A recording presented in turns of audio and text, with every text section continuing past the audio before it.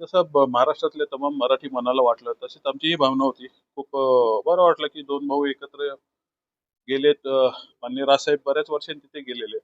आम्हालाही म्हणजे काय माहिती नव्हतं. अनपेक्षित माननीय राजसाहेब गेले आणि चांगली गोष्ट आहे, दोन भावांनी एकत्र गेले.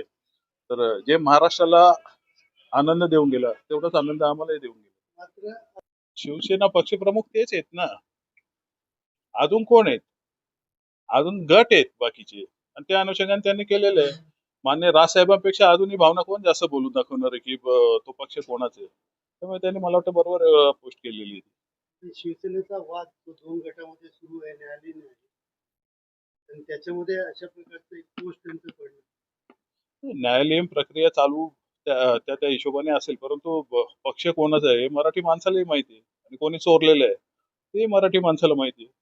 जी राजसाहेबांची भावना होती तीच आमची आहे की माननीय उद्धवजी ठाकरे शिवसेना पक्षप्रमुख यांचा वाढदिवस होता, तो होता.